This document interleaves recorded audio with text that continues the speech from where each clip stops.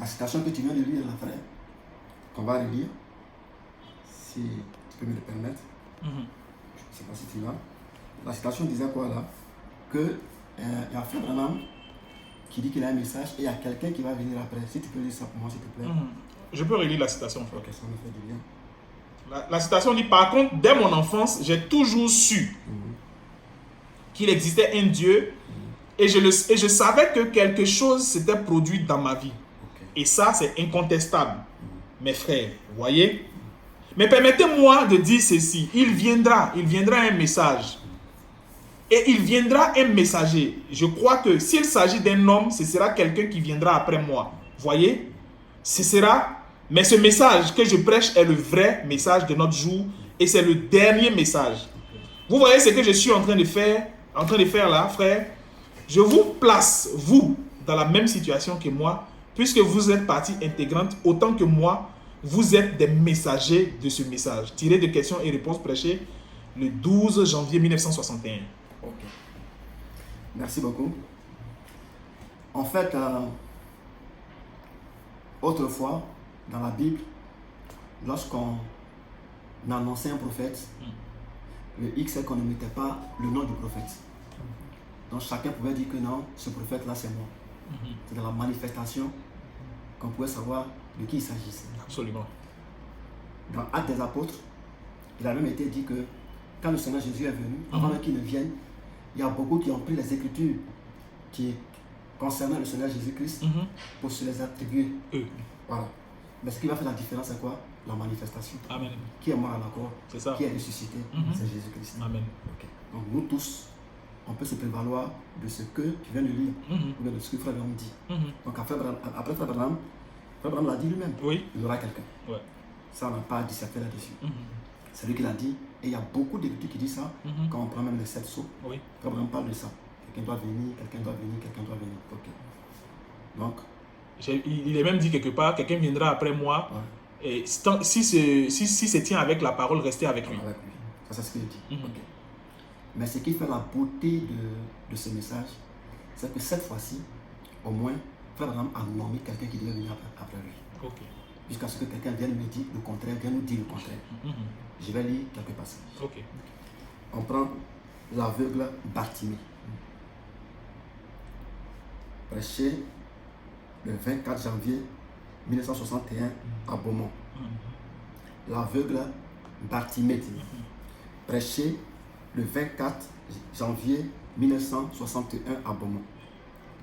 Paragraphe 81. Il va dire ceci. Je vais partir un de ces jours, mes amis. Je vais quitter le monde. Je prie que Dieu prenne l'esprit qu'il m'a donné, en tant que littéralement m'a laissé avoir, et qu'il mette une double portion sur mon fils, Joseph, pour faire briller la lumière lorsque je m'en irai. Okay. Il continue en disant, et alors, je m'attendais à ce que Billy est l'un des garçons le plus admirable que le monde puisse. Il n'était pas appelé dans le ministère.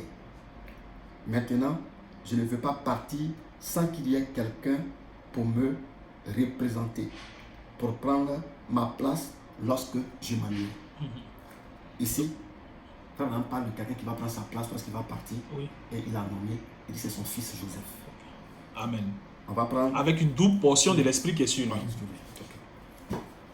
La prédication, la reine du Sud, prêchée le 20 juin 1958. Ok. Paragraphe 11.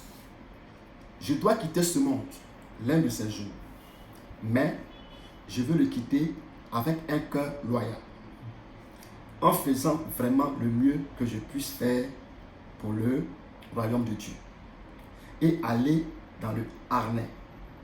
C'est de cette manière que je veux partir. Puisse Dieu assister et mettre le petit Joseph, mon petit garçon, qui est ici à ma place pour continuer le ministère si Jésus tarde. On a combien de témoins? Deux. Deux témoins.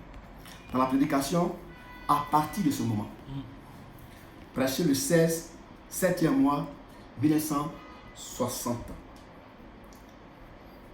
La prédication, dès ce moment, vient à partir de ce moment. Prêcher le 16 septembre 1960. Frère Branham dit ceci au paragraphe 116. Père, je ne peux dire ce que c'était. Je n'en sais rien. Tu connais mon cœur. Je suis simplement honnête en ce que je déclare. Tu me rends témoignage, Père, je serai. C'est tellement doux. Depuis, quand mes jours seront terminés, j'aimerais voir le petit Joseph devenir un homme afin que je puisse placer cette Bible dans sa main. Car le jour de sa consécration, tu as parlé, tu as dit, Joseph, tu es un prophète. Donc ici, Frère Branham dit que c'est le Père. Ouais. Quand il dit Père, ici c'est une prière, c'est le Seigneur qui a parlé. Ouais. Donc ça, il ne s'agit pas de lui, Frère Branham, un souhait, un désir, mais il dit le jour de la consécration de Joseph, le Seigneur a parlé disant, Joseph, tu es un prophète. Frère Branham dit, je prie Dieu que tu laisses la double portion de l'esprit sur mon garçon. Si tu me laisses simplement vivre pour gagner des âmes pour toi, jusqu'à ce que je vieillisse, alors mets cette Bible dans les mains de mon fils Joseph et dis-lui de continuer avec le même évangile. Ça serait une vie complète paix. C'est bon? Dans la prédication 3, dans la prédication, avoir des conférences prêchées le 8-6e mois 1960. Paragraphe 72. Frère, la mort ne change pas un homme. Ça change simplement votre demeure. J'ai une épouse, une charmante épouse, assise juste là-bas. J'ai 3 petits-enfants, 2 petites filles et un petit garçon et Billy Paul. Je vais vivre pour eux. Mais mon premier but est de vivre pour Christ. Okay. Pour mon ministère. Mon premier but est de vivre pour Christ, pour mon ministère. Premier but. Vivre pour Christ, pour mon ministère. Le second but. Je voudrais vivre assez longtemps pour que je puisse voir mon petit Joseph assis là-bas devenir un ministre. Dans l'esprit que je lui laisserai, puisse mon esprit venir sur lui lorsque je l'ai consacré à Dieu, se tenant là dans les bras de sa mère, je ne sais pas, il avait 10 ou 15 bébés. Quand je l'ai pris, l'esprit m'a saisi et dit, Joseph, mon fils, tu es un prophète. C'est l'esprit qui a saisi le prophète. Le prophète William Branham. Dieu, laisse que mon esprit puisse venir en une double portion sur mon fils. C'est bon? Ok. Voilà quelques témoins. Oui. On va en connaître. 4e. La prédication, voyons Dieu. 5e maintenant, c'est la 5e citation. Beaucoup d'entre vous ont entendu parler de Joseph, n'est-ce pas vrai? Les gens d'Afrique lui ont envoyé récemment une tunique de plusieurs couleurs. C'est à Joseph, son fils, qu'on a envoyé la tunique. C'est pas n'importe quel Joseph. Joseph Branham. Je l'ai vu 6 ans avant qu'il ne vienne. Ça veut dire qu'avant que Joseph ne vienne au monde, 6 ans avant, le prophète l'a vu. C'est pas nous qui l'avons dit, c'est le prophète. C'est bon? Je l'ai vu 6 ans avant qu'il ne vienne. Alors que le docteur dit que nous n'aurions jamais plus un autre bébé, que nous ne pourrions plus en avoir. Nos enfants devaient venir par césarienne. Il en est ainsi pour ma mère, pour la famille de mon épouse. Elle, leurs bébés viennent tous par césarienne. Et le Seigneur m'a dit que j'allais avoir ce bébé. Alors que le docteur avait dit que ça ne pouvait se faire, il avait dit que ça ne pouvait juste pas se faire. J'ai dit, ça se fera de toute façon. Et nous avons attendu 4 ans. Après que la vision vint, que j'aurais un garçon et je l'appellerai Joseph. Et après ça, il y avait une autre fille qui était née. Tout le monde s'est moqué de moi et dit, tu voulais dire Joséphine. Je dis, non, je voulais dire Joseph, comme un garçon. Il prendra peut-être ma place quand je serai parti, si Jésus tarde. C'est bon? C'est bon. 5e. 6e, la vie de Bartimée. Paragraphe 4. et mon petit garçon, Joseph, et j'essaie de l'élever. Si Dieu me prête vie, je veux l'élever de la même manière, afin qu'il soit un excellent homme de plein air. Il sera un homme d'où? Plein air. Aimant Dieu de tout son cœur. Et je crois réellement que mon jeune garçon, Joseph, prendra ma place. Je crois réellement que mon jeune garçon, Joseph, il dit quoi? Prendra ma place. Voilà. Lorsque Dieu m'appellera de cette terre. Pour ce qu'on pourrait taxer de souhait dans la première citation, puisqu'il dit je veux. Ici, il dit je crois qu'il prendra certainement ma place. Donc là, ici, ce n'est plus un souhait, mais maintenant, c'est une affirmation certaine du prophète. Il dit, et j'ai la ferme assurance que le don prophétique, ou quoi que ce soit, le don de Dieu qui a été solennellement donné, se reposera soit sur Billy, soit sur notre Joseph. Lorsque je partirai, que Dieu continue le ministère après que je m'en aille au-delà. Mais quand on voit ça, ça ne va pas venir sur Billy. Non. Il a dit en là-bas que Billy ne peut pas. Le ministère. C'est Joseph que c'est. Donc frère, on ne va pas beaucoup parler. C'est plus de 3 témoins. Oui. Je ne vais pas épiloguer, rester dans celui a dit ceci, cela. Je ne crois que les bandes. Donc voici ce que le prophète a dit. Donc si quelqu'un dit que c'est Walfan qui vient, si quelqu'un dit que c'est Coleman qui vient, si quelqu'un dit que c'est Kwaku qui vient, qu'il montre ça. Qu'il montre. Donc c'est ce que je voulais dire. Très bien. Alors, frère Diakale Aristide, est-ce que tu as quelque chose à ajouter là-dessus? Vraiment, frère Hiro de Nassien, vraiment merci beaucoup. C'est avec un réel plaisir que nous nous adressons vraiment aux enfants de Dieu. Parce que l'heure est vraiment grave, l'heure est vraiment très sérieuse. Il faille que les gens sachent la vérité. Et la vérité doit être dite. Je vais juste apporter mon soutien à ce que notre précieux frère vient de dire. Après que frère Branham soit parti, comme le mercredi passé nous avons dit, que William Branham est le dernier messager. Et William Branham avait le ministère de la pierre de fête. Donc William Branham ne peut pas nous laisser sans nous dire exactement qui devait prendre sa place. Parce que c'est nous dans le flou. Puisque après lui, il n'y a pas quelqu'un qui a venu dire.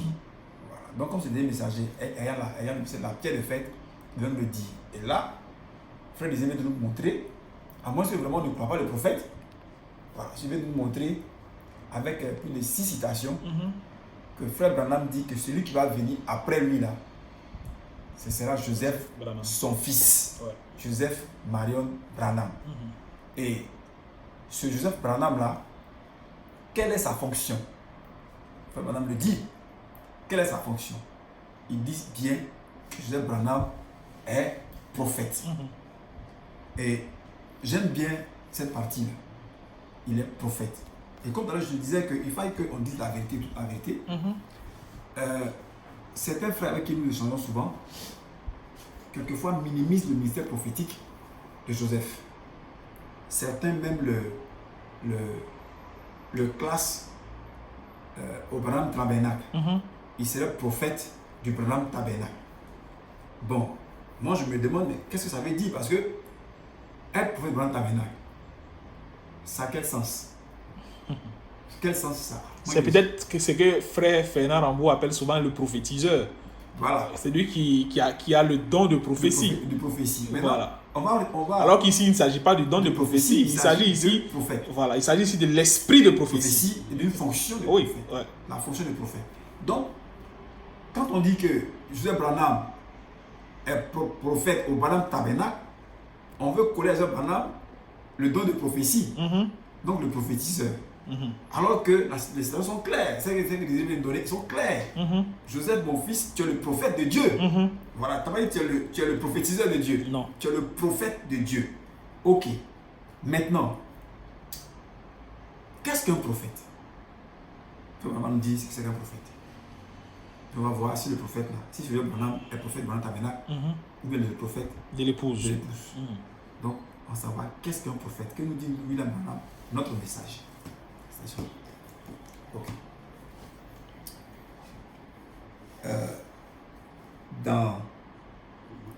Je vais de la citation. Maintenant, regardez. Ça, c'est William Branham qui parle. Il appelle ça. Et puis après, maintenant, regardez la différence entre un don de prophétie et un prophète. Okay. Je reprends, pour qu'on comprenne bien. William Branham, le prophète, nous dit, maintenant regardez. Et ça, c'est tiré de quel message? C'est tiré du message prêché en 61 01 12. Donc, c'est-à-dire, le message a été prêché le 12 janvier 1961. Voilà. Ils vont chercher, ils vont trouver là. Donc, je reprends. Maintenant, regardez la différence entre un don de prophétie et un prophète. Ils sont à 1000 lieues l'un de l'autre. Ils sont très différents. L'un et l'autre sont très différents. Il dit, voilà à quel point ils sont différents. Avant qu'une prophétie d'un homme qui a un don de prophétie puisse même être répétée devant l'église, 2 ou 3 personnes doivent discerner cela et déclarer qu'elle est vraie. C'est exact. Mais pas un prophète. Voyez, un prophète, c'est une fonction. Un don de prophétie, c'est un don. Un prophète l'est dès la naissance. Il a laissé dire le Seigneur. Frère, il l'a de façon ininterrompue. Rien ne peut s'infiltrer là-dedans. Vous voyez, c'est un prophète. Par contre, un don de prophétie, c'est un don. Vous voyez, l'un est une fonction de Dieu et l'autre est un don de Dieu. Vous voyez, voilà la différence. Donc, Frère Branham dit que, comme il a si bien dit, il a si bien dit entre le prophète et le don de prophétie. On va voir maintenant Joseph Branham. Il nous dit que Joseph Branham ici est prophète. Donc Joseph Branham n'est pas dans le cadre du don de prophétie, mais c'est un prophète. Avec l'ainsi dit le Seigneur, selon que le dit Frère Branham. D'ailleurs, même ici, dans cette citation ici, dès ce moment, prêché en 61, 5e mois, 25e mois 61, Frère Branham dit ici, je peux dire, m'avait déjà dit cette citation-là, et même 6 ans avant qu'il naisse, le Seigneur m'a dit que j'aurai ce fils et que je devrais l'appeler Joseph. Et le petit garçon a déjà des visions. Il dit des choses qui sont parfaitement vraies. C'est-à-dire Joseph Branham déjà avait dans l'esprit de prophétie. Il est d'abord né prophète. On a annoncé ça. Voilà, il est déjà né prophète. Ça a été annoncé. Et maintenant, l'esprit de prophétie déjà était sur lui dès son bas âge, dès l'enfance. Frère Branham dit que ce sont les caractéristiques d'un prophète. Donc, Joseph Branham est prophète. S'il est prophète, la question est-ce que Dieu suscite des prophètes et puis les canalise dans un coin? Donc, est-ce qu'il est prophète, effectivement, comme on le dit là, pour le Branham Tabernacle? Si c'est le cas, ça veut dire que Frère Branham lui-même était aussi prophète pour le Branham Tabernacle. Donc, ça veut dire que les églises aujourd'hui ne doivent pas écouter Frère Branham. Et il serait prophète pour le Branham Tabernacle. Absolument. Voilà. Pourtant, on l'a établi comme messager. Oui. Et maintenant, quand quelqu'un doit venir après lui, ça c'est l'exemple typique de Élie et d'Élisée. Exact. Et quand Élie est parti, ceux qui ont cru Élie ont suivi Élisée. Et le message d'Élisée était valable de la même manière que celui d'Élie était valable. Exactement. Et c'est ce que Frère Branham nous présente ici. Exactement. Joseph est prophète. Exactement. Et quand il est prophète, il a l'ainsi dit le Seigneur. Il est prophète plein. Ouais. Il a l'ainsi dit le Seigneur. Dieu n'a jamais envoyé un prophète et puis le confiner d'un endroit. Ouais. Quand Dieu envoie un prophète, le prophète là, c'est pour le monde entier. En tout cas, si c'est un prophète qui est établi comme Frère Branham le fait, présentant le ministère de Joseph, il est prophète pour l'épouse dans le monde. Mais regardez, mais remarquez très bien même les enseignements de Joseph. Joseph, il fait des lettres, il s'adresse à l'épouse, chère épouse. Avec quelle autorité Joseph fait ça? Mais pourquoi, si Joseph est prophète de Branham Tabernacle, pourquoi ces lettres ne sont pas seulement pour Branham Tabernacle? Et c'est pas qu'ils vont au-delà de Branham Tabernacle. Mais s'il est prophète pour le Branham Tabernacle, il n'a pas besoin d'écrire des lettres. Il n'a pas le droit. Ouais. Besoin d'un Oui. support, il n'a pas le droit. D'écrire des lettres à l'épouse du monde. Il peut faire une publication dans son église et les gens vont comprendre. Ça, c'est un usurpateur. Voilà. Absolument. Vous voyez, Joseph Branham est prophète plein. C'est un faux débat. C'est un faux débat. Vous voyez, c'est parce que les gens ne veulent pas être sous l'autorité de leadership de Joseph Branham. Parce que Dieu n'envoie pas deux prophètes, Dieu envoie un. L'apôtre Dieu vient, elle devient co-prophète. Ouais. Comme le dit Frère Branham. Elle devient co-prophète. Et il a laissé des seigneurs de façon ininterrompue. Vous voyez? Donc, ne pas reconnaître Joseph Branham comme prophète, c'est avoir un esprit, je dirais, de la perdition. Un esprit de la perdition. Parce qu'il n'y a que les fils de Caïn qui peuvent rejeter la parole. Et Joseph Branham est la parole faite chair du moment. La parole a été parlée par le frère William Branham. Et cette parole est devenue chair aujourd'hui, de nos jours, là, elle est devenue chair. Alors, Joseph Branham, quand il prend fonction et qu'il parle aujourd'hui là, c'est Dieu qui nous parle. Amen. Et rejeter cela, c'est rejeter la grâce de Dieu. Amen. Ce que j'avais à dire pour le moment, et je crois que Dieu nous bénisse. Wow. Mais j'ai la chair de poule parce que cette deuxième édition promet beaucoup de choses. Alors, on revient à l'ancien Désiré Bosé. On a établi alors que Joseph est prophète, que c'est un prophète majeur, parce que le prophète mineur, finalement, c'est le prophétiseur. Donc, Joseph est un prophète majeur. Il a ainsi dit le Seigneur de façon ininterrompue. Il n'exerce pas seulement pour le Branham Tabernacle. Il peut être pasteur au Branham Tabernacle, mais le prophète, son ministère de prophète, c'est pour l'épouse à travers le monde entier. Frère Désiré Bosé. L'autre question, c'est chaque fois qu'il est question de prophète, les gens disent un prophète doit venir avec un message. Et on entend aujourd'hui des personnes brimer donc Joseph, le critiquer, parce que selon eux, Joseph n'aurait pas de message. Pourquoi? Parce que Malachie 4 étant le dernier messager, son message est le dernier message et Joseph donc est un usurpateur parce qu'il n'a pas de message. Qu'en est-il donc? Parce que Joseph nous pointe vers les bandes de Malachie 4. Alors, le vrai problème aujourd'hui, après avoir établi la véracité de sa position de prophète, qu'en est-il donc du ministère des bandes dont Joseph fait la promotion aujourd'hui? Ok, ça c'est une très belle question. Moi, la question que je... Puisque ceux qui disent ça, ils ne sont pas devant nous, sinon ils allaient m'aider. Est-ce que depuis l'Ancien Testament jusqu'à aujourd'hui, Dieu a une fois envoyé un prophète muet? C'est ça aussi. C'est une question. Ok. Est-ce que Dieu peut envoyer un prophète sans commission? Parce que souvent il y a une nuance. Vous voyez, les mots ont leur sens en fonction du contexte. Absolument. Frère Branham parle, quand il parle, on dit le message. Et Frère Branham dit, quand il parlait dans comment on appelle, le 7e âge, même dans tous les âges, chaque fois il parle du messager de l'âge. Et il dit le message et le messager sont un. Ça c'est ce que Frère Branham dit. Ok. Donc Frère Branham a le message. C'est clair? Mais la citation, frère, que tu viens de lire, il a dit quoi? Que vous êtes des messagers. Oui, c'est ce message, absolument. Donc si on est des messagers, c'est qu'on a, on a un message, oui. Mais qui a ce message. Oui. Ok. Joseph Branham a un message. J'ai lu. Frère Branham dit que Joseph Branham vient. C'est une commission en fait. Joseph Branham vient, premièrement, pour faire briller la lumière. Pas une autre lumière.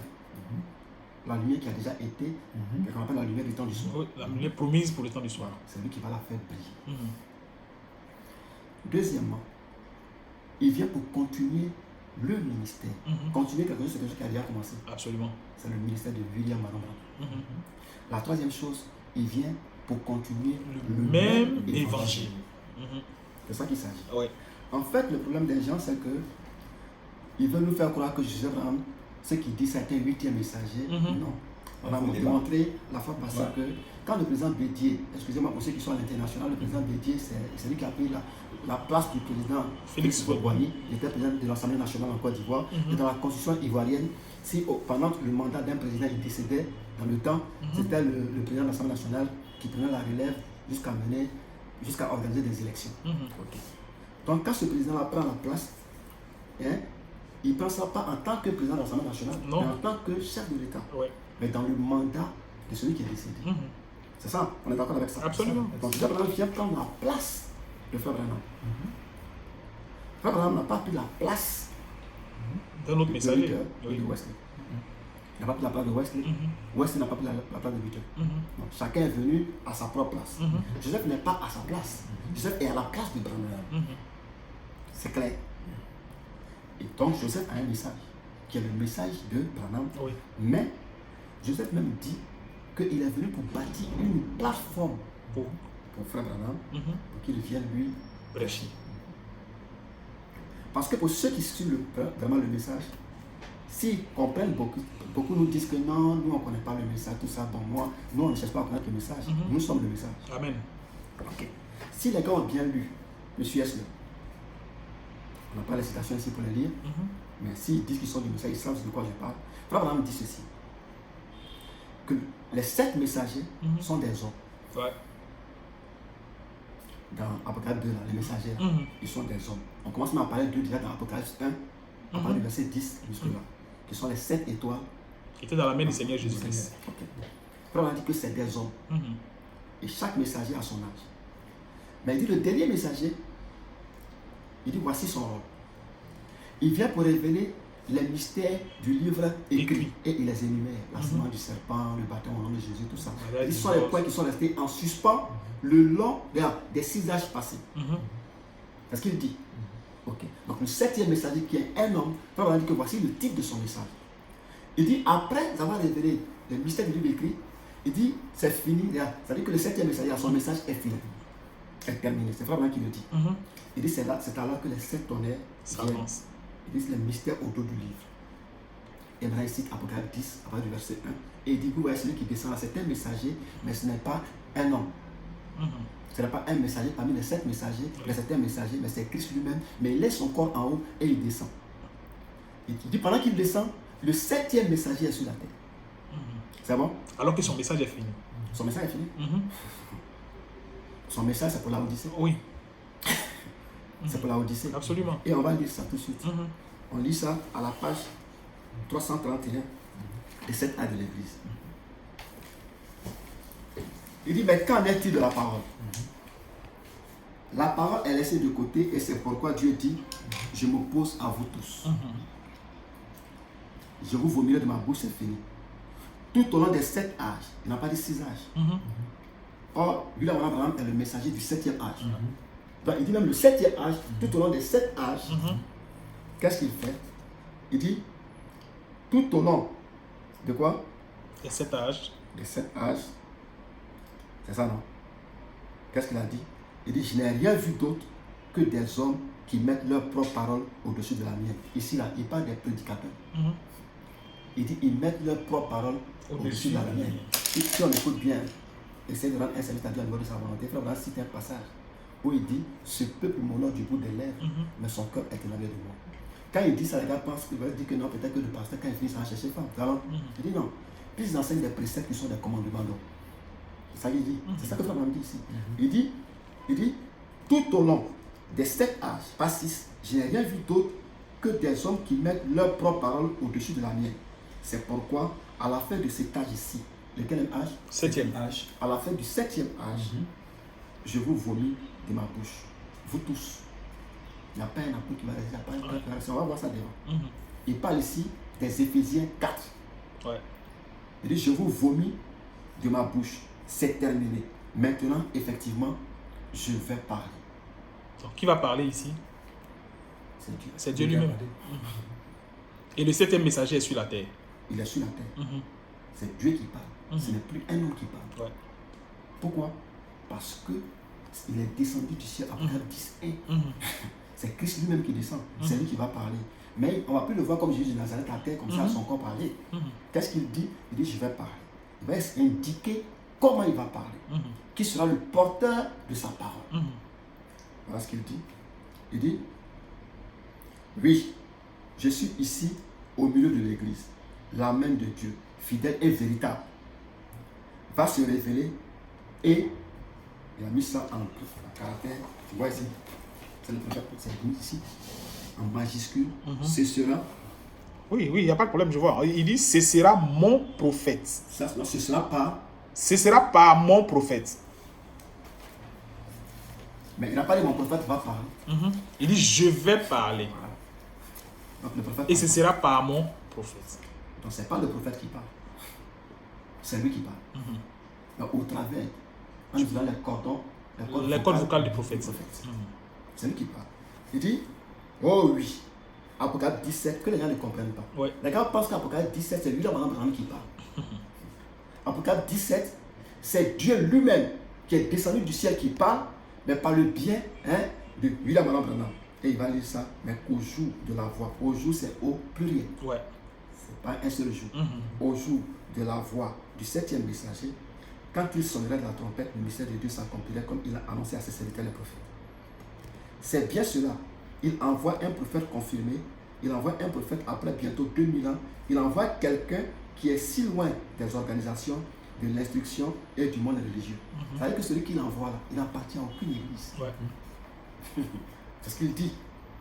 Tout comme jadis Jean-Baptiste et Élie, qu'il n'écoutera que Dieu. Ce prophète-là. Qu'il aura l'ainsi dit le Seigneur. Ce n'est pas plusieurs personnes qui ont ça. C'est le prophète qui a l'ainsi dit le Seigneur. Ok. Il dit, et qu'il parlera de la part de Dieu. Et il dit, il sera le porte-parole, pas le porte-parole de Dieu. Et comme l'a fait Malachie 4:6, il ramena les cœurs des enfants au Père. C'est bon? Ok. Dans ce passage-là, c'est Dieu lui-même qui parle. C'est clair? Ok. Donc on revient. Aujourd'hui, c'est ce prophète-là. Dieu lui a dit, on va lire ça très bientôt, que tout ce qu'il dit, d'enregistrer ça. Donc, tout ce qui est enregistré, ce n'est pas le prophète qui a parlé, Ouais. c'est Dieu qui a parlé. Amen. C'est clair? Amen. Ok. Et Jésus Abraham dit lui, on va le lire lui-même. Il va parler lui-même. Écoutons Jésus parler. Puisqu'on est d'accord que le prophète, Il est prophète. Tout le monde en a lu, on a lu un prophète. On va faire le 17 aussi. On va lire Joseph. Joseph dit ceci dans ce qu'on appelle dans une lettre qu'il a adressée à tous les pasteurs. Vous suivez? Il a adressé ça à tous les pasteurs. Voilà ce qu'il dit.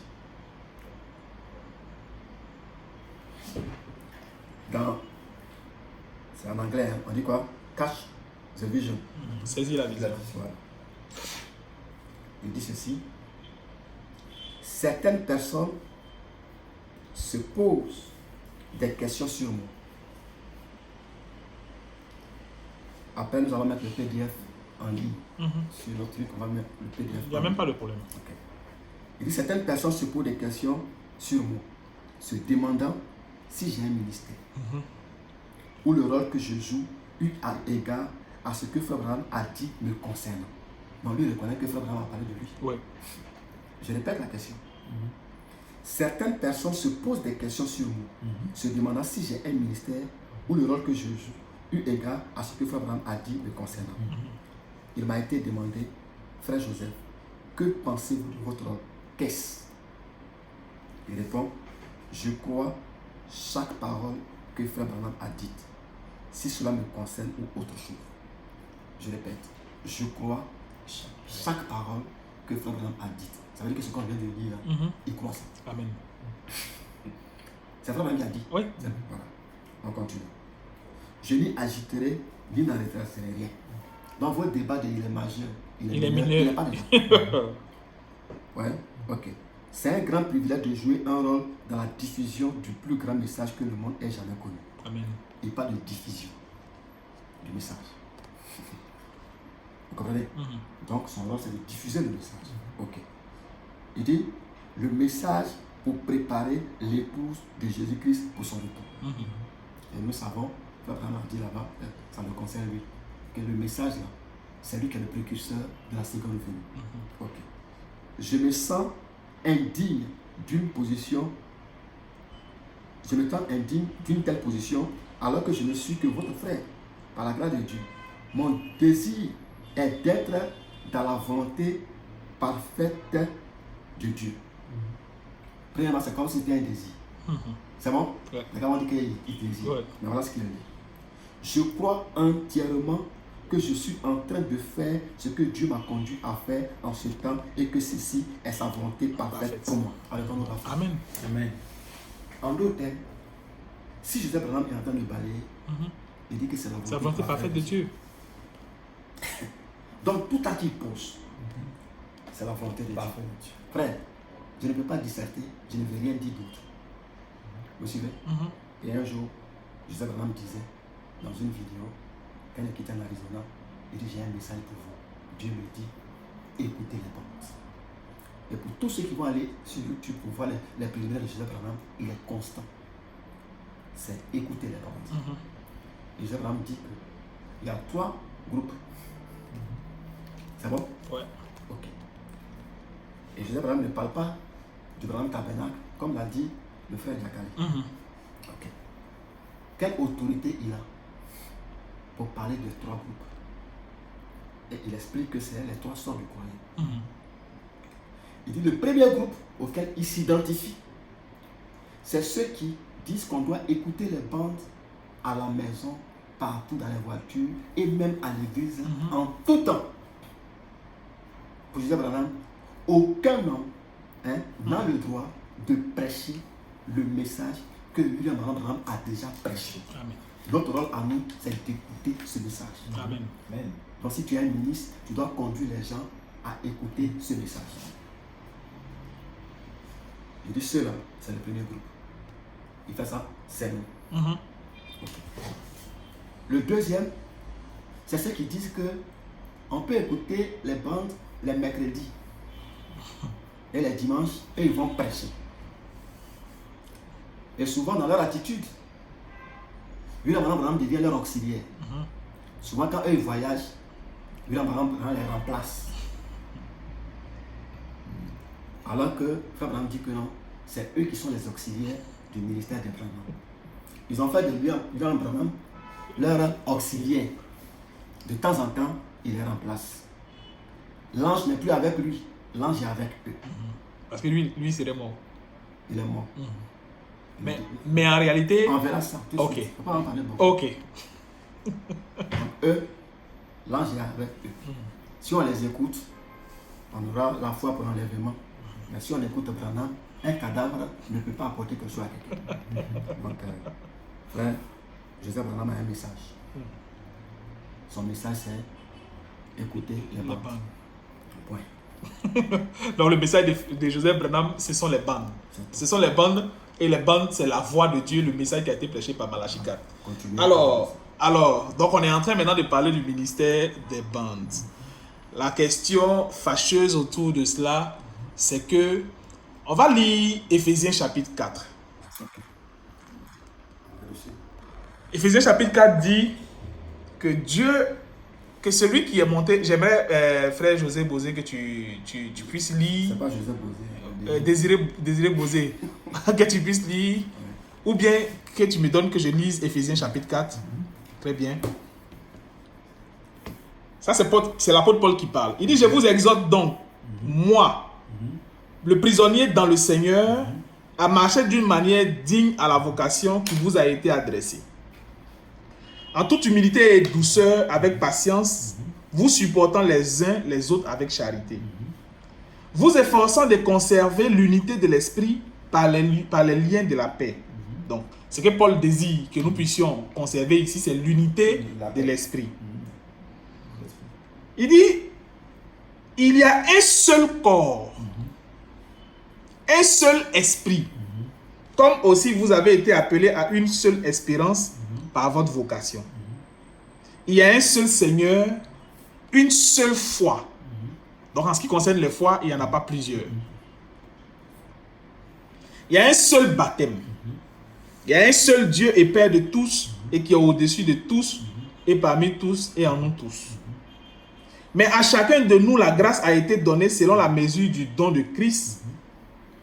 C'est pourquoi il est dit, étant monté en haut, il a emmené des captifs et il a fait des dons aux hommes. Or, que signifie il est monté, sinon qu'il a aussi descendu dans les régions inférieures de la terre? Celui qui est descendu, c'est le même qui est monté au-dessus de tous les cieux afin de remplir toutes choses. Et il a donné les uns comme apôtres, les autres comme prophètes, les autres comme évangélistes, les autres comme pasteurs et docteurs. Donc voilà maintenant la raison pour laquelle il donne le perfectionnement des saints en vue de l'œuvre du ministère et de l'édification du corps de Christ. Jusqu'à ce que nous soyons tous parvenus à l'unité de la foi et de la connaissance du Fils de Dieu, à l'état fait à la mesure de la stature parfaite de Christ, afin que nous ne soyons plus des enfants flottants et emportés à tout vent de doctrine par la tromperie des hommes, par leur ruse, dans les moyens de séduction. Mais que professant la vérité dans la charité, nous croissions à tous égards en celui qui est le chef, Christ.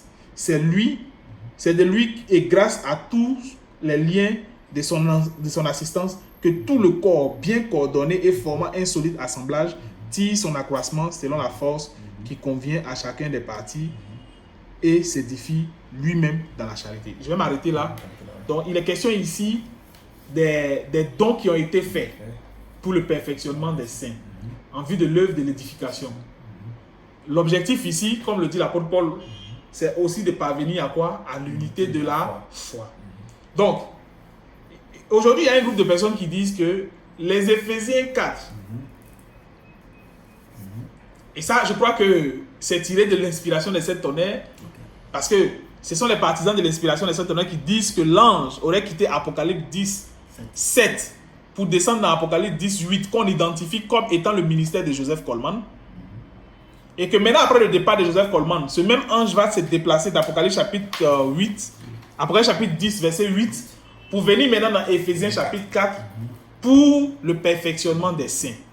Alors que, lorsque nous écoutons aussi Joseph Branham nous dit qu'il faudrait écouter les bandes parce que ce sont ces messages-là.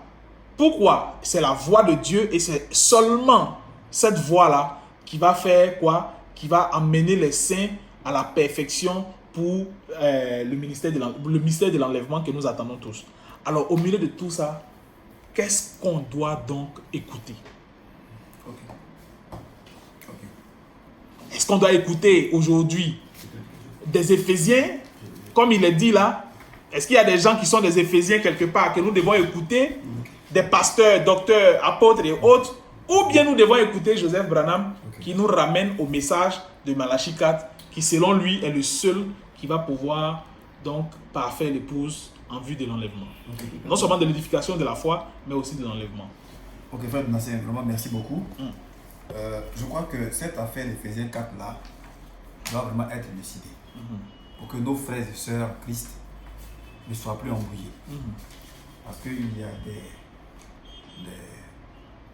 des faux prédicateurs qui embrouillent nos frères concernant Éphésiens 4.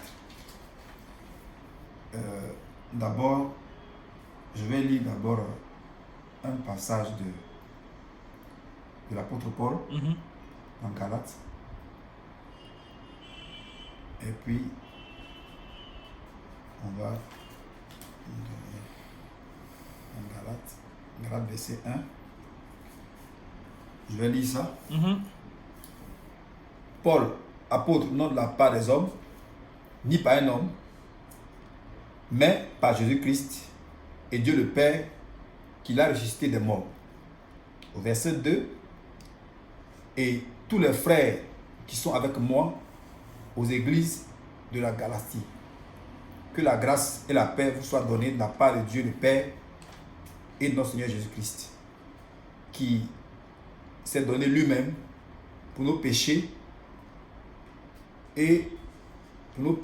afin de nous racheter du présent siècle mauvais selon la volonté de notre Dieu et Père, à qui soit la grâce au siècle des siècles. Amen.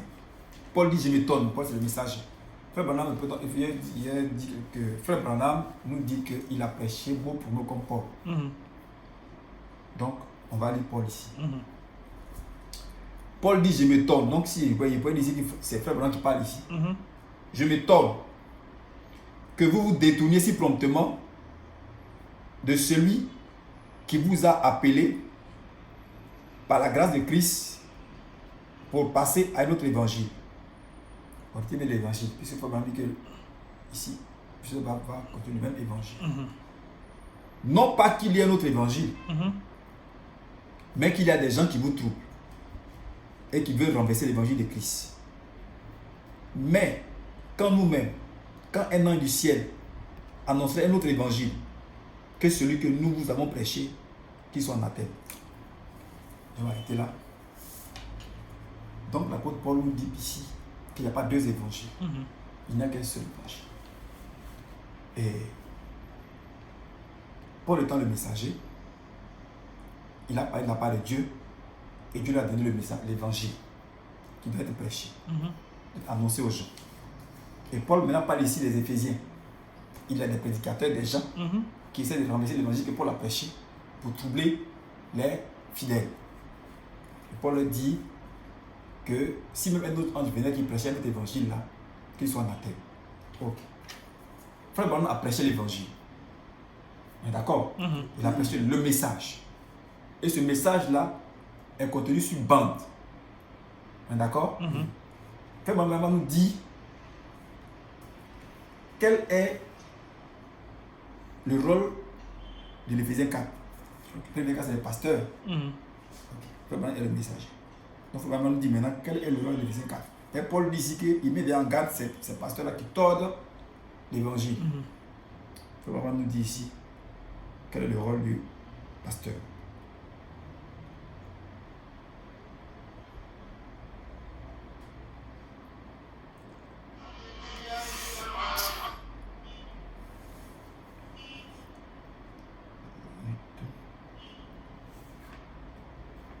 Donc on retrouve rapidement cette citation.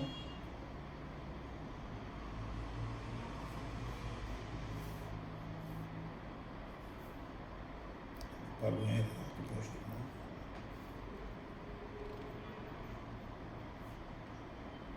C'est par là des bandes, hein? Voilà, par là des bandes.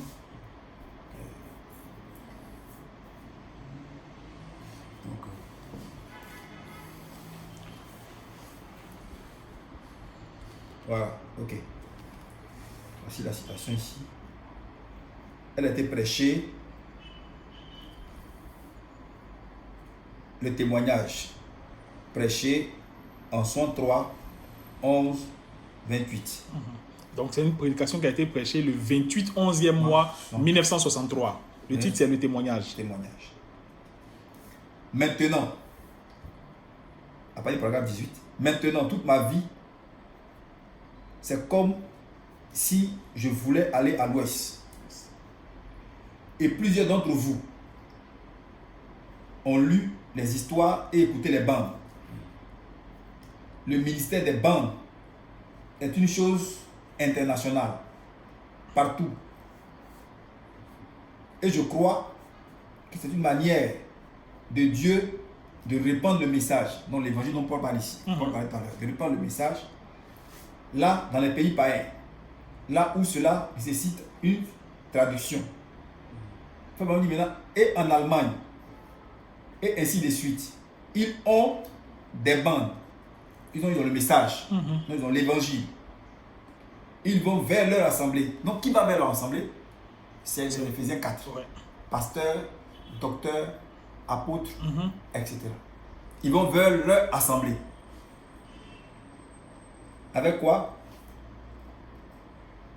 Ils vont vers leur assemblée de centaines et de centaines de personnes et mettre des petites choses dans leurs oreilles et les connectent à une bande, donc au message, à l'évangile. Et pendant que je suis en train de parler, donc pendant que la bande joue, Éphésiens 4 là, on a dit en haut là-bas que le ministère des bandes, c'est partout, à l'église, au marché, partout. Le ministère des bandes, c'est un ministère. Et c'est un ministère international. Pourquoi il précise international et partout? Il dit international parce que c'est déjà mondial. Maintenant, partout, il existe dans n'importe quel lieu, quel endroit. À l'église, partout. Il dit maintenant, pendant qu'il est en train de parler, il dit le ministre, Éphésiens 4, c'était là, il fait quoi? tenant debout là-bas et reproduisant les mêmes expressions en d'autres termes répétées, les mêmes expressions dans les langues, dans les autres langues et présentant cela à des centaines de milliers de personnes. Donc, Frère Branham est en train de nous dire, nous expliquer, comme tout à l'heure je disais, que le ministère de Frère Branham était un ministère parfait. Ouais. Déjà, il nous explique même le rôle de l'Éphésiens 4. Parce Ouais. qu'il y a une confusion un peu dans certains disent que l'Éphésiens 4 doit prêcher, doit donner sens au message. Or, Frère Branham dit que le message est suffisamment clair, Ouais. qu'il ne souffre d'aucune interprétation particulière. Et donc, lui-même, déjà, il nous dit Que doivent qu'elle faire doit faire les Éphésiens 4. Ouais. Il dit l'Éphésiens 4, le ministre Éphésiens 4, là, qui se tient là dans l'assemblée, c'est dans l'église que le bande est en train de jouer. Absolument. Dans l'assemblée, pendant que la bande est en train de jouer, l'Éphésiens 4, là, il fait quoi? Il ne fait que répéter, donc, il traduit mot pour mot ce que Branham dit durant la bande. Bon, en fait, Ouais. c'est comme c'est un traducteur en réalité. En fait, il est traducteur. Ouais. L'Éphésiens 4 est traducteur. Vous comprenez? Donc, voici un peu, comme Paul l'a dit tout à l'heure, certains viennent vous troubler. Parce que le message qu'a prêché Frère Branham est le dernier message et il est parfait, il est correct, il est clair. Donc, 1 Éphésiens 4, son rôle, là, comme l'a dit Branham, c'est pas moi qui dis ça. Branham le dit, son rôle c'est de mettre les bandes et de les jouer. C'est tout. Et c'est ce que Joseph Branham fait. Comme il est prophète, il sait, il met les bandes, il les joue. Je crois que nous avons lu quelque part un des préliminaires de Joseph Branham qui parlait même d'un certain nombre de doctrines que les gens avaient élevées un peu partout. Pour revenir un peu sur ce dont vous parlez, la façon dont les gens troublent les gens et autres, il parlait où des gens aujourd'hui dans des églises sont devenus polygames, d'autres ont pris, comment je vais appeler ça? Ok, donc frère Désiré, je te laisse la parole. En fait, moi, je voudrais d'abord que les gens comprennent une chose. Quand on prend l'Ancien Testament, aujourd'hui, quand je parle avec des gens sur le net, ils disent non, on va rester dans les Écritures. Moi, je dis à ces gens-là que moi, je ne connais pas les Écritures. La seule personne qui connaît les Écritures, c'est le prophète. Amen. Jésus-Christ lui-même dit, la lettre tue, mais c'est l'esprit qui vivifie. Et il dit, mes paroles sont esprit et vie. Ouais. Okay. La Bible que nous avons, nous n'avons pas une Bible qu'on appelle la Bible du message. Et puis les baptistes ont une Bible. Les pentecôtistes ont une Bible. C'est la même Bible qu'on utilise partout. Si on devait regarder la Bible, personne n'aura raison. Ouais. Celui qui fait la démarcation, celui qui fait la différence, c'est le prophète. Il y a une question que je vais poser un peu aux gens. Si vous ne mangez de ma chair et ne buvez de mon sang, vous aurez la vie éternelle. les gens qui ont quitté Jésus, ce n'étaient pas des gens qui étaient dans les maquis. Ouais. C'était ses disciples. Ils ont pris la lettre. Qui peut montrer dans l'Ancien Testament un passage où Dieu a dit qu'on doit manger la chair humaine? C'est pour ça qu'ils sont partis d'ailleurs. Parce que la Bible, la loi de Moïse disait que ça ne se fait pas. Qui peut montrer qu'on doit boire le sang humain? Tu es un cannibale. Donc, humainement parlant, intellectuellement parlant, pour ceux qui connaissent les Écritures, Jésus est à côté. Aujourd'hui, tout le monde dit que Jésus est beau, Jésus est beau. Ça veut dire que s'ils étaient contemporains, ils n'allaient pas le croire. Ouais. Mais c'est Jésus-Christ, le prophète, qui a donné sens à beaucoup de choses. Le jour du sabbat, il a dit qu'on ne doit Jésus rien Christ, faire. Il lui a apporté les Écritures. Ouais. Tant. Jésus dit, le sabbat n'a pas été fait pour le Fils. Le Fils de l'homme n'a pas été fait pour le sabbat. Mais c'est le sabbat qui a été fait ça. C'est écrit. Ouais. C'est écrit dans l'Ancien Testament. Jésus a montré ça. C'est écrit que le sabbat a été fait pour ça. C'est écrit. Non. Ce qu'ils ont dit là, c'était écrit. Oui. Mais Ils lui ont présenté que le jour du sabbat, on ne doit rien faire. C'est le prophète seul qui savait ça. Et lui, il a dit que le sabbat n'a pas été fait pour lui, mais c'est lui qui est fait pour le sabbat. Voilà. Donc Jésus-Christ, humainement parlant, c'était un violeur des sabbats. Des Écritures. Oui. Vous comprenez? Dans l'Ancien Testament, là, les Lévites, là, c'est eux qui devaient faire le travail de Dieu. Ouais. La maison de Dieu. Quand Jésus est venu, il a recruté dehors. Ouais. Tu fais quoi? Pécheur. Je fais filer pour mon père. Suis-moi. Tant. Donc, selon les Écritures, on pouvait dire qu'il n'était pas dans le programme. Oui. Puisque les Lévites existaient, les sacrificateurs étaient là. Et ils étaient préparés pour cet avènement-là. Ils attendaient le Fils de l'homme. Quand Branham est venu, quand il partait faire les campagnes d'évaluation souvent, sur les filles de validation, là, on mettait sa photo en médaillon parce que c'est un illettré. On mettait les autres en gants. Lui, c'est pour les médias seulement qu'on l'appelle. Lui, là, maintenant. Aujourd'hui, là, les gars sont dans le même esprit. Ouais. Que quand il va venir, c'est nous les Éphésiens 4 là, on va faire session en plus. On va lire un passage. Dans la Sainte de l'Église, qu'eux-mêmes là, ils sont toujours. Et ici, c'est ce qui les arrange. On va le dire. C'est à la page 243 à 244. 243, 244, de cet âge de l'Église. L'âge de l'Église de Sardes.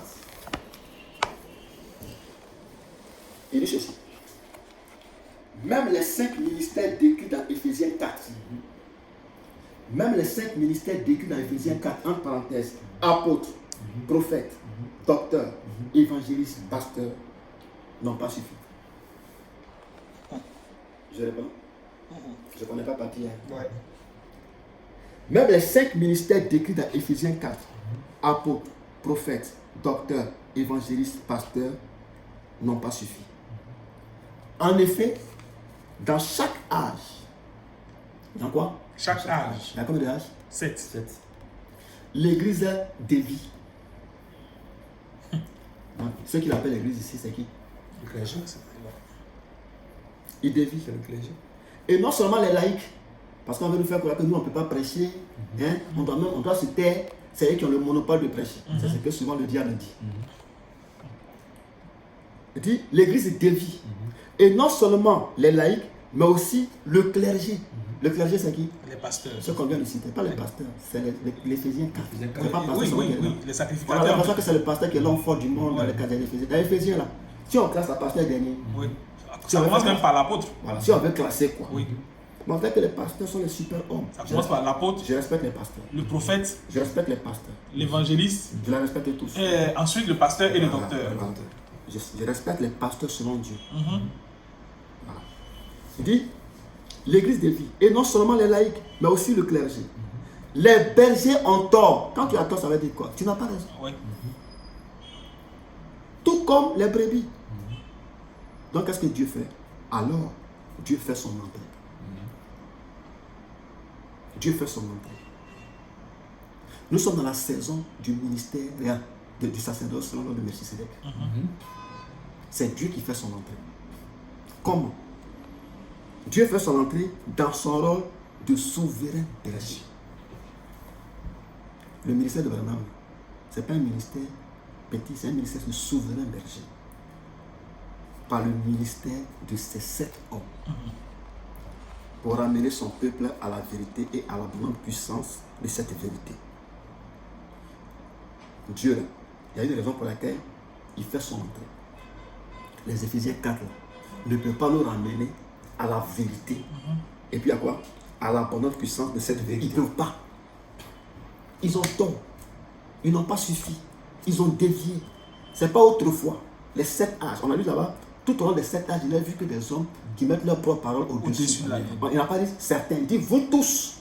Il n'y a pas un qui va taper sa poitrine. De la même manière qu'on dit dans Apocalypse 4, que quand le Seigneur vient, il n'y a pas quelqu'un qui a été jugé digne de prendre le livre. La Bible dit que eux tous, ils ont échoué. Il n'y a pas un qui va taper sa poitrine pour dire que lui connaît le message encore, il va aller à l'international. Il n'y a pas quelqu'un. C'est ce qui est écrit. Il n'y a pas quelqu'un. Apôtres, prophètes, eux tous, ils ont dévié. Dieu a pris les rênes de son peuple. Nous sommes dans la saison de Dieu. C'est clair? Il faut que les gens comprennent ça. On va prendre la page 321. On entend souvent dire que non, le One Man Ministry, c'est de n'importe quoi. Ouais. Bénissons Dieu. Comme nous on croit le prophète, on va lire le prophète. J'aime bien le prophète. Ouais. Il dit, chacun sait, connaissant le comportement humain, que quand beaucoup de gens embrassent une même doctrine importante, on trouvera quand même toujours des divergences de vues sur des points secondaires de cette doctrine. Je reprends. Connaissant le comportement humain, que quand des gens, beaucoup de gens, beaucoup commencent à partir de deux, Ouais. embrasse. Quoi? Il dit quoi? Une même doctrine. Voilà. On trouvera quand même toujours des divergences de vues. On a déjà vu plusieurs des conventions. Hein? Même aux conventions, des divergences. C'est clair? Donc, Frère Branham pose la question maintenant, qui donc aura le pouvoir d'infaillibilité? Qui? Ça veut dire qu'eux sont disqualifiés. Ouais. Ce groupe-là. Il dit qu'il doit être rétabli dans ce dernier âge. Puisque ce dernier âge va faire quoi? Va manifester de nouveau l'épouse de la pure parole. Je rappelle, frère Désiré Bosé, que tu es en train de lire les 7 âges de l'Église. La page 321. À la page 321. Il dit, le dernier âge, là, après ça, il n'y a pas un autre âge. Hein? Lui, il va manifester l'épouse de la pure parole.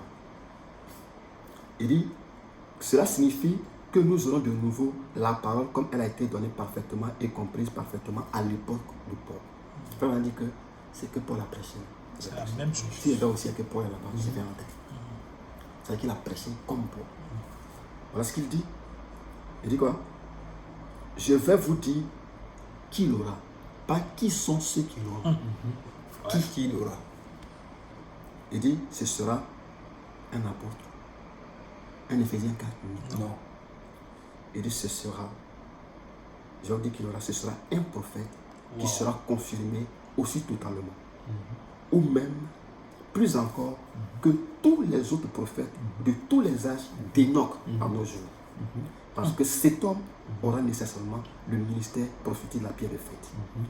Et c'est Dieu qui manifestera qui il est. Il n'aura pas besoin de témoigner de lui-même. C'est Dieu qui témoignera de lui par la voix du signe. Amen. Amen. Et là, il est en train de parler de son propre ministère. Vous suivez? Vous savez, ils ont dit à Jean-Baptiste, qui es-tu? C'est que déclare-toi. Il dit, le prophète Isaïe a parlé de nous. Quand Frère Blanc vient, il dit Malachie a parlé de moi, Luc a parlé de moi. Quand Joseph vient, Il dit Malachie a parlé de moi. La plupart des pasteurs qu'on regarde des gens, c'est des rêves. Oui. Qui a parlé d'eux? C'est les rêves. Ils ont fait un rêve qui prouvent qu'ils sont appelés de Dieu. On ne discute pas ça. Ça peut être vrai, mais on ne peut pas se baser sur ça. Dans toutes les églises baptistes partout, tous les pasteurs, ils ont des rêves. Ils ont des appels. Chacun va te dire ce qu'il a appelé. Mais est-ce qu'ils sont élus? La preuve que tu es élu, c'est que tu dois t'entendre avec le prophète qui est là. Joseph Branham est le prophète qui est là. Confirmé. Si tu n'es pas du côté de Joseph Branham, tu peux être vraiment un vrai oin. Mais pour le moment, tu es faux. Oui, parce que tu rends un service à Dieu en dehors de sa volonté. Parce que la volonté de Dieu aujourd'hui est établie à travers un prophète qui est Joseph Branham, qui lui-même a été confirmé par le message du 6e ange. Et maintenant, du 7e ange, pardon. Et toi, tu viens, tu es contre lui. En fait, pourquoi j'ai appris ça? C'est pour un peu dire que je fais partie de l'épouse. Je n'écoute pas n'importe qui. Amen. J'écoute William Marion Branham. Amen. Pourquoi? On va le lire. Ce matin, j'ai publié quelque part que des gens disent qu'ils ont lu le passage de comment on appelle, des 7 sceaux, où on dit qu'il va y avoir un groupe là. Les 7 tonnerres, entend leur voix, entend leur voix. Voilà, ils attribuent ça à un petit groupe de personnes qui se promènent et c'est eux qui sont ces tonnerres. C'est pas ce que nous croyons. Frère Branham a répondu à ça. À la page 331. Les 7 âges de l'Église. Parce qu'effectivement, Frère Branham a dit que il y a un groupe qui va entendre. Qui va faire entendre. Voilà. C'est Frère Branham qui l'a dit. Et des gens. Je lis ça. Ok. Des gens, ils prennent. Je crois que c'est à la page 304 ou 305 de. 306. Version française. Oui, version française. 304. Version anglaise du livre des 7 âges de l'Église. Dans les 7 sceaux. 7 sceaux, pardon. Merci. Donc, ils prennent ça. Et souvent, ils veulent disqualifier même d'autres pasteurs. Oui. Ok. Je crois que c'est à la page 304, paragraphe 118. Je crois. 306. Non, 306, à la paragraphe 118. Du 4e sceau.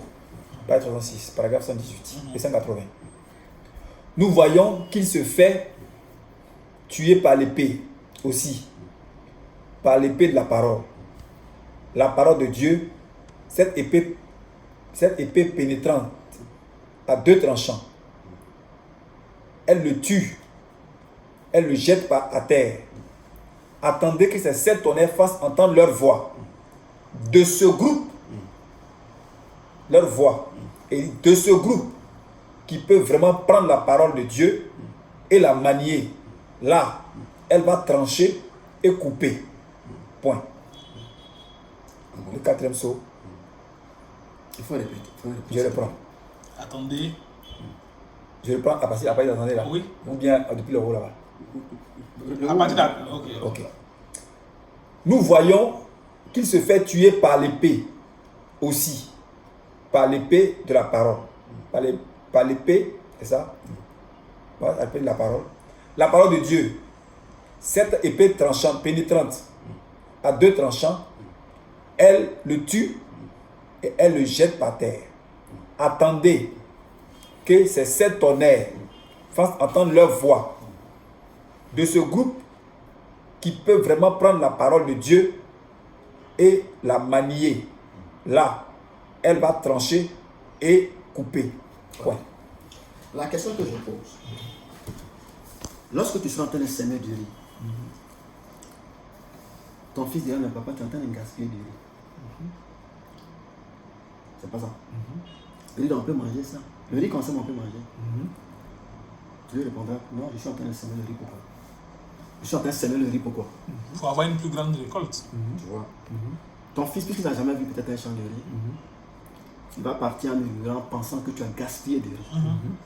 Mais à la moisson, il comprendra pourquoi il fallait s'aimer. Est-ce que tu as expliqué? Non. Il a fait quoi? Il a vécu la manifestation. C'est la manifestation qui a le sens de nous. Ce n'est pas expliqué. Le message que Abraham prêche, que les gars pensent que c'est faux, les gars verront le signe. Et c'est un groupe qui va manifester ça. On le verra, frère Abraham va parler de ça en 331. Donc maintenant, on revient au 7 âges de l'église, page 331. La partie là. Je lis encore. Là, ce qu'il dit, attends, excuse-moi rapidement. Ouais. Disons ici, tu veux me porter ça? Reviens ici. Ok. Excusez-moi, France. Ok. Ancien, on lit. Il dit ici, c'est ce qui est ici là que je lis, page 331. Il dit, comme le faisait Paul, il, c'est le prophète, rétablira la vérité telle que l'avait. Tel que l'avait. On a lu tout de suite que le prophète, là, le 7e va produire l'époux de la pire parole, comme au temps de Paul. On dit ici, page 331, comme le faisait Paul, il rétablira la vérité telle que l'avait. Et les élus qui seront avec lui en ce jour-là. Donc voilà le petit groupe. Oui. En ce jour-là, seront ceux. Je reprends. Et les élus qui seront avec lui, pas avec eux, non, avec ce prophète. Ceux qui vont manifester là, ça sera les élus qui seront avec lui en ce jour-là, seront ceux qui manifesteront réellement le Seigneur. En d'autres termes, ceux qui ne sont pas avec lui ne le manifesteront. Amen. On continue.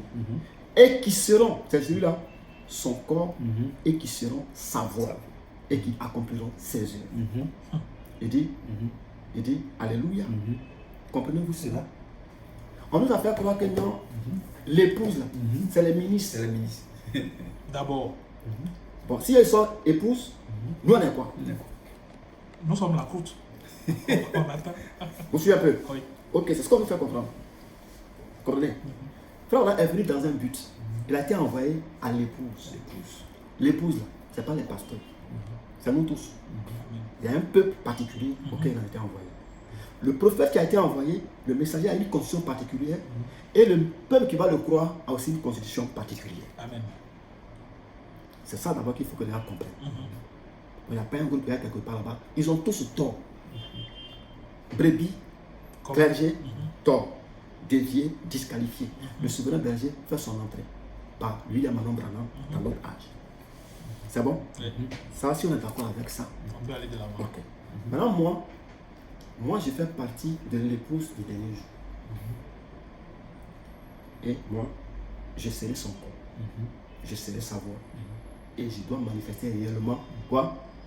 Le Seigneur. C'est ça qui est ma promesse. Mais la seule condition pour que je puisse faire ça, Hein? Je dois être avec lui. Amen. C'est pourquoi Dieu m'a fait sortir d'eux pour m'amener à lui. C'est clair? Yes. C'est ça qu'on voulait expliquer d'abord. Ok. Voici maintenant l'utilité de l'écoute des bandes. Les bandes, c'est qui? On va lire. On va lire rapidement la citation.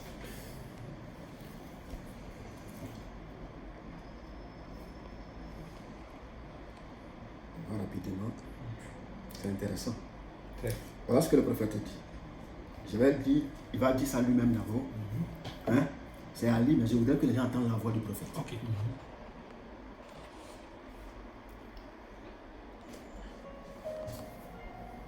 Regardez bien, voici un verset auquel je veux arriver. Mais qu'au jour de la voix du 7e ange, quand il sonnerait de la trompette, le mystère de Dieu s'accomplirait, comme il l'a annoncé à ses serviteurs, les prophètes.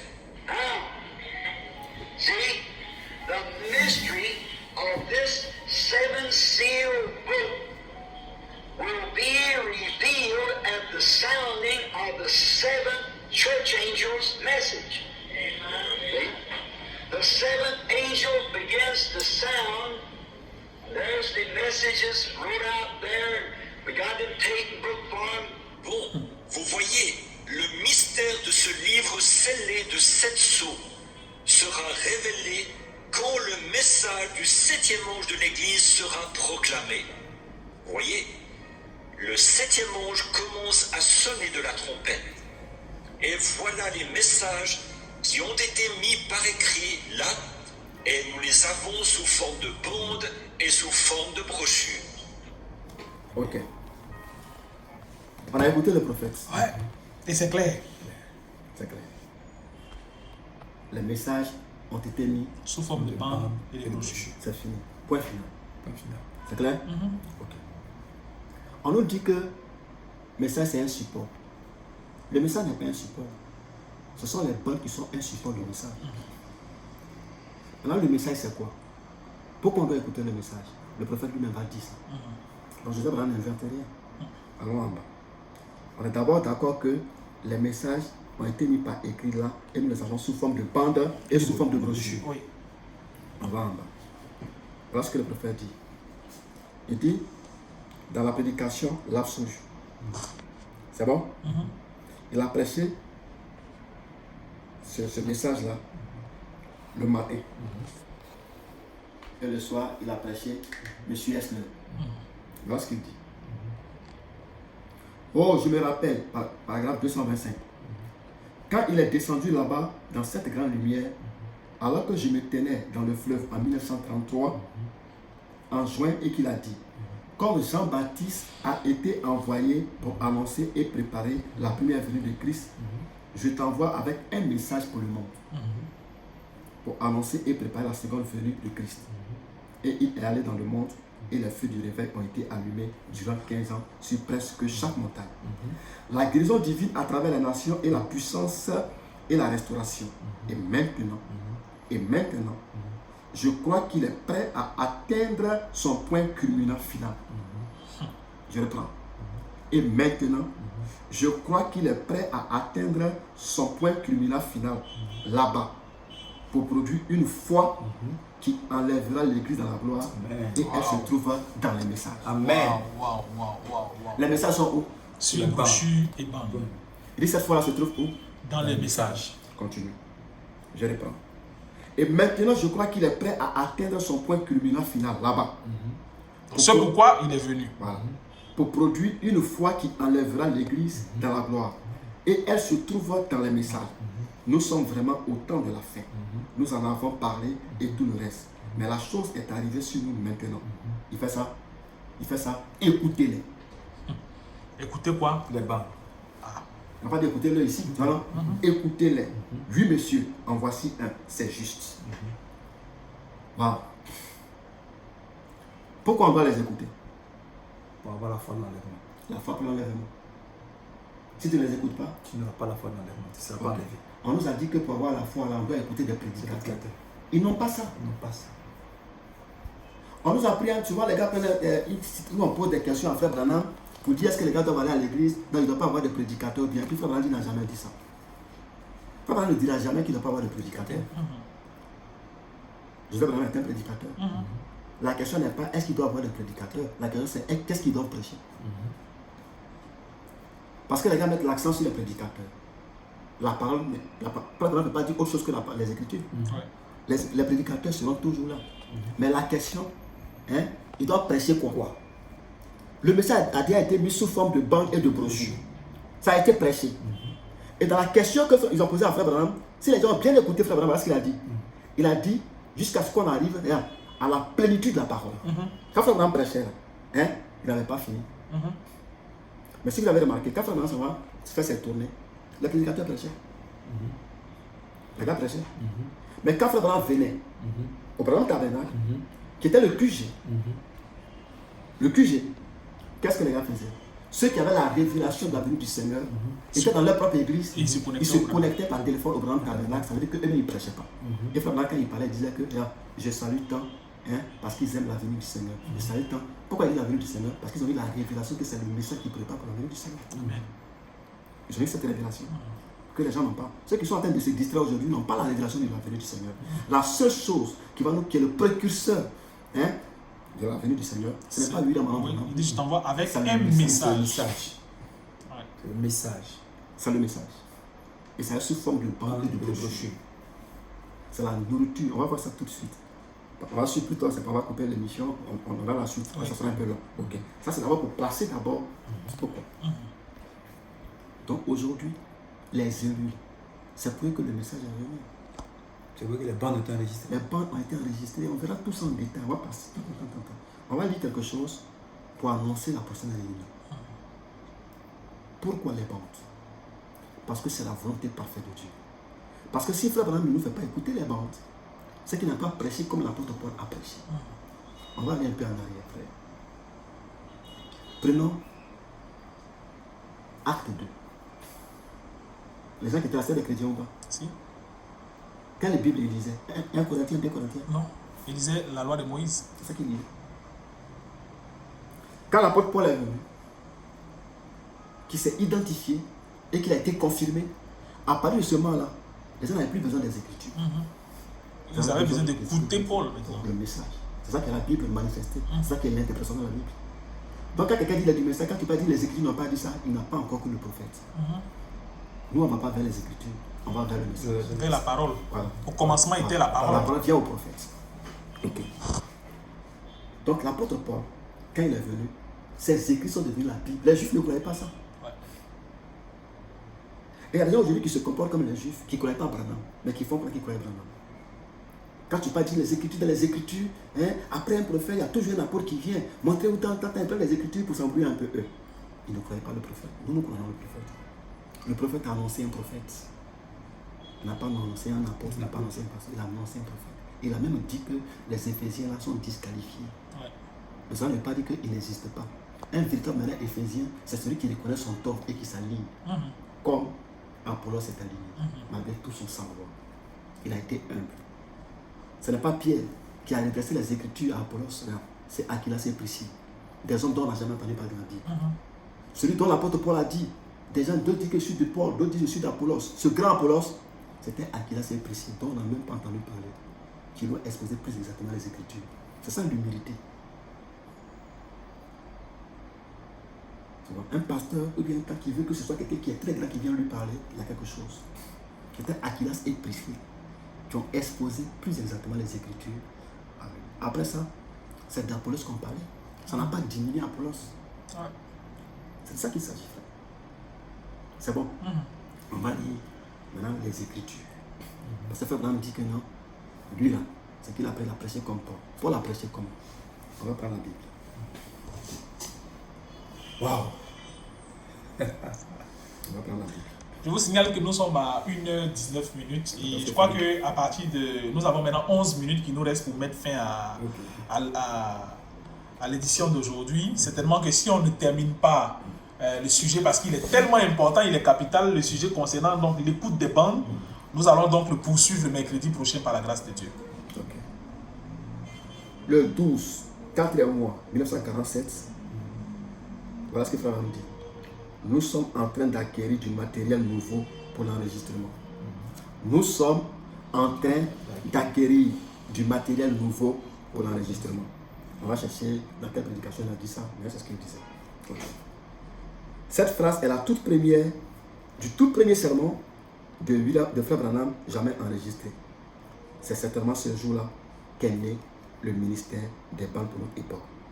Et le début de l'accomplissement d'Apocalypse 7 par l'enregistrement de la voix du 7e ange.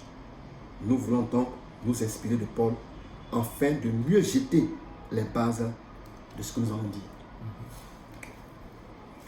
Les lettres de Paul et les bandes de Frère Branham sont-elles similaires? C'est la question. Les lettres de Paul et les bandes de William Branham sont-elles similaires? Okay. On va prendre 1 Thessaloniciens 5. 1 Thessaloniciens 5. Il dit quoi? Verset 27. Il dit, tu dis? Oui. Je vous en conjure, par le Seigneur, que cette lettre soit lue à tous les frères. Ok. Il parle d'une lettre qui doit être lue à tous les frères. Colossiens 4, verset 15. Colossiens 4, verset 15. Salut les frères qui sont à Laodicée et Nymphas et l'église qui est dans sa maison. Ok. Lorsque cette lettre aura... Verset 16. Arrête, on continue. On va continuer. Lorsque cette lettre aura été lue chez vous, faites en sorte qu'elle soit aussi lue dans l'église des Laodicéens et que vous lisiez à votre tour celle qui vous arrivera de Laodicée.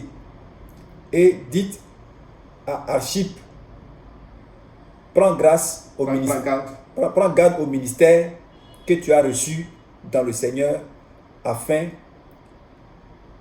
de bien le remplir. Verset 18. Je vous salue, moi Paul, de ma propre main. Souvenez-vous de mes liens. Que la grâce soit avec vous. Frère Branham s'est comparé à Paul, le premier messager de l'église. Il a dit avoir prêché comme exactement comme Paul. Okay. Paul, en son temps, écrivait des lettres. C'est ça? Et Branham a enregistré des bandes.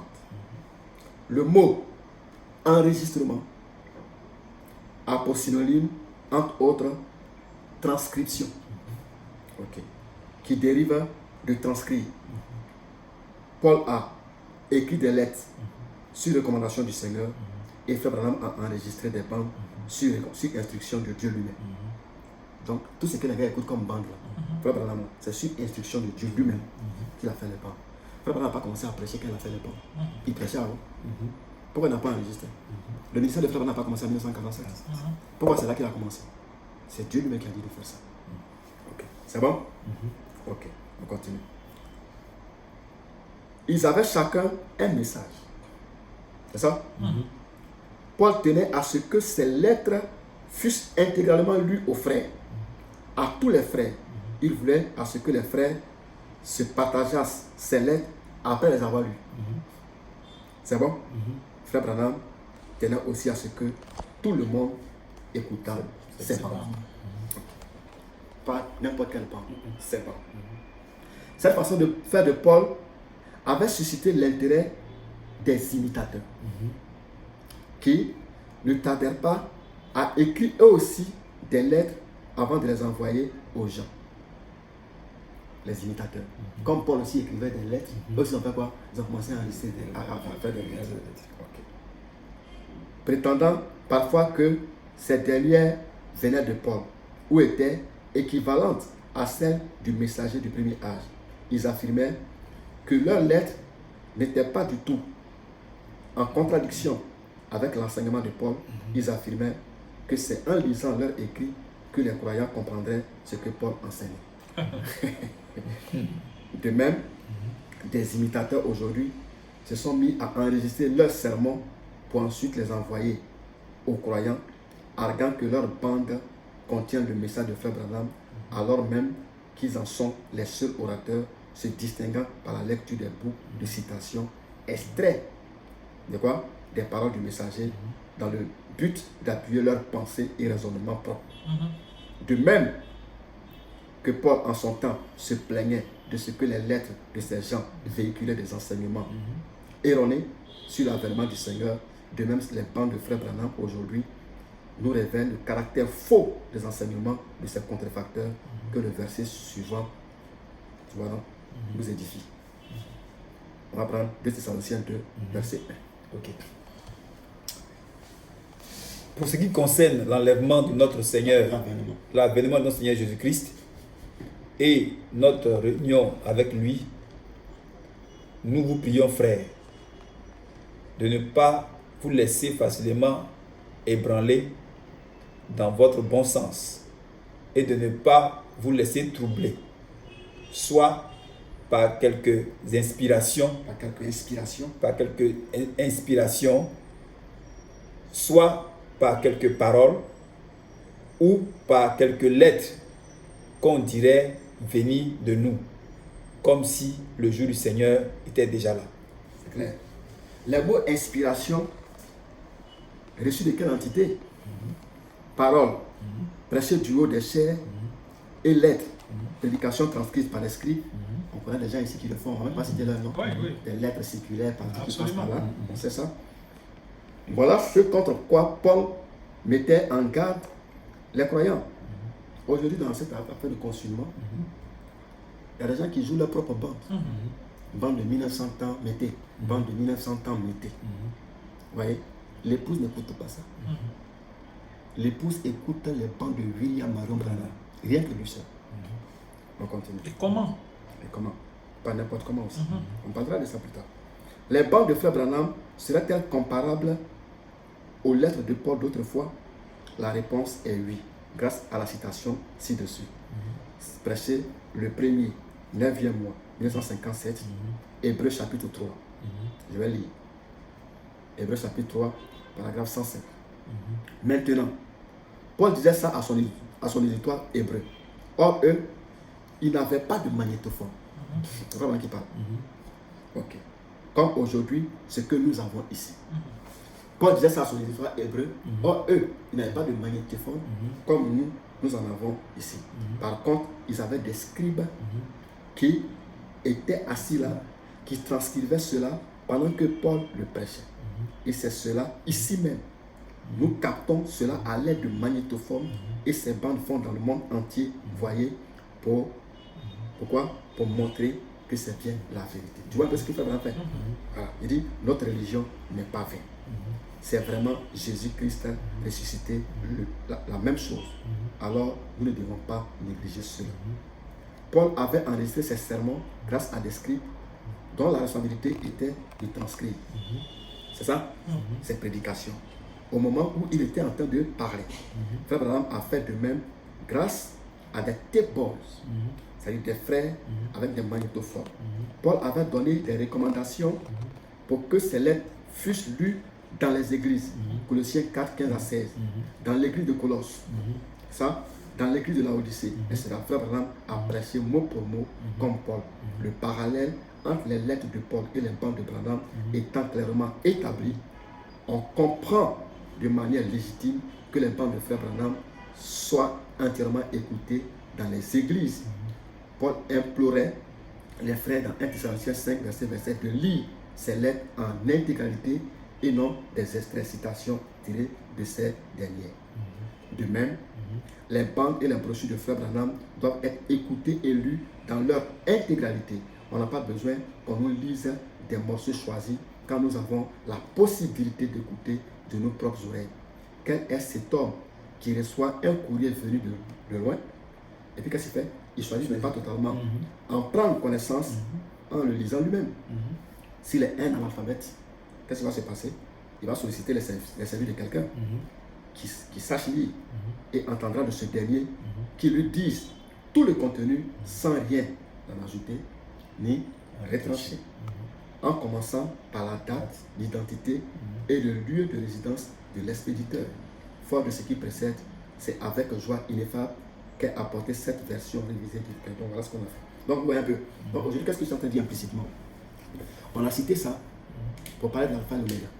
On a cité ça pour montrer que en réalité, nous sommes en train de retourner à la foi apostolique. C'est la même chose. C'est la même chose. Ok, vraiment merci beaucoup frère Désiré Bosé. Et merci beaucoup, bien-aimés, nous vous avons pris suffisamment de temps. Cette édition a duré exactement 1h30. Merci de nous avoir accordé votre temps pour aujourd'hui. Notre sujet, nous ne l'avons pas achevé, nous l'avons entamé. Il y a tellement de choses à dire là-dessus que certainement le mercredi prochain, nous reviendrons parce qu'il y a un certain nombre d'éléments qu'on devait pouvoir aborder, mais on ne voulait pas aller au-delà du temps qui nous a été imparti. Que le Seigneur vous bénisse dans vos maisons. N'oubliez pas les recommandations du prophète. En ces temps difficiles, alors que la mort frappe dehors, elle ne peut pas toucher les enfants d'Israël qui sont à Goshen. Mettez les bandes dans vos maisons, écoutez la voix de Dieu et sa grâce sera avec vous. Que Dieu vous bénisse. Merci beaucoup pour votre temps. Shalom. Shalom.